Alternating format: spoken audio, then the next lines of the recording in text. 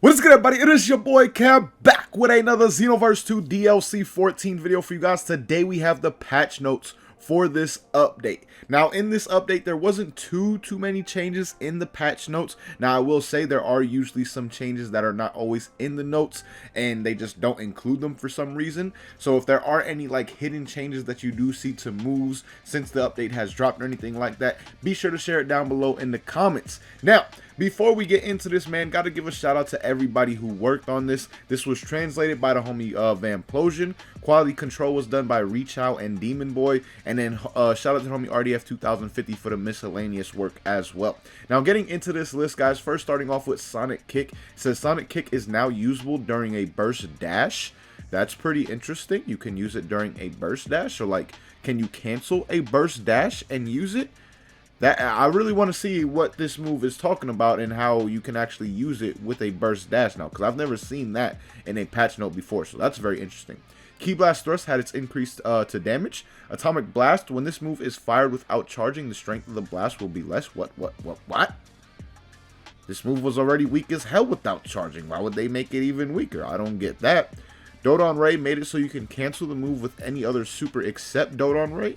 Shorten time stunned after hitting opponent into a knockback. So I'm assuming if you knock back your opponent and use Dodon Ray, the stun won't be as long as it used to. But now you can also follow up Dodon Ray immediately with another super attack. I don't even remember if that was a thing or not really, since I haven't really used this skill in quite some time. Now, moving on to Death Slicer, we have, it says, on second input made it so you can cancel with a step or burst dash. Really? You can cancel. That's interesting. Okay, so you can cancel Death Slicer now. Godbreaker made it easier to hit with. Power Blitz after firing made so you can cancel with a step or boost dash. Okay, so it seems like they added a couple cancels, not a lot of them, but a couple cancels to some moves in the game.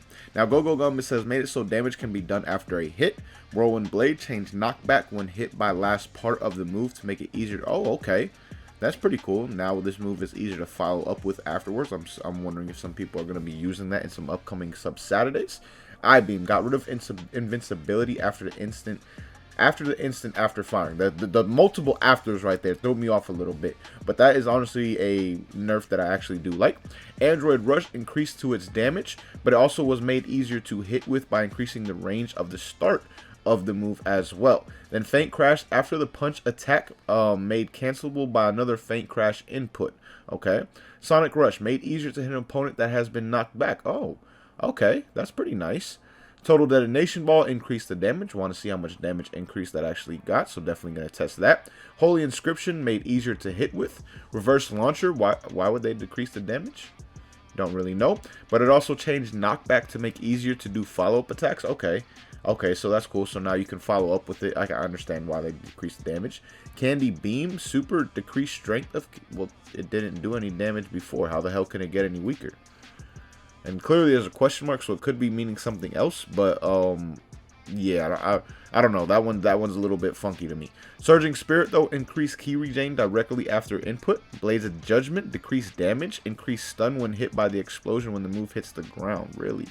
Okay, that's pretty interesting. So that's the second move we've seen now with lesser damage but more stun time. Pretty Cannon increased the strength of blast when fully charged. That's Ribrianne's move. Sort of Hope adjusted the key drain while using. Made it so you can cancel after combo slash. Oh, made it so you can cancel a lunge attack with other moves. Added invincibility straight after launching the spin attack and made finish attack. Wow, unblockable. So this move got a lot better with this new DLC update. Okay. Fake Blast made hit detection slower, decreased the time invincible when hit. Okay. Wait, what? Why would they decrease the time that you're invincible? So it kind of got better but worse at the same time? Interesting. Bloody Counter made it so it's so completely invincible when using, not including when the move is extended with a long press. Made it so you can cancel with a step dash, boost dash. That's why it says etc right there for etc. for the final hit. So they did add in cancelability to a decent amount of the moves that were changed within this patch. Now, the last one, it says the best move made Goku playable in Fortnite. Obviously, we're not going to cover that because that's not a real patch note. But let me know how you guys would feel about that as well down below in the comments. But anyways, man, back to these patch notes right here. Again, overall, not the most changes in the world. But like I also said, there are those like shadow nerfs and buffs to moves in the game that we don't always get to see for ourselves. So if you find anything that has changed or is different with a certain skill in this DLC update as opposed to the previous update, again, share that down below in the comments. But let me know you guys' thoughts on the patch notes down below. Until next time, man, thank you guys so much for watching. Hope you enjoyed, and as always, hope you guys have a good one. Peace, y'all.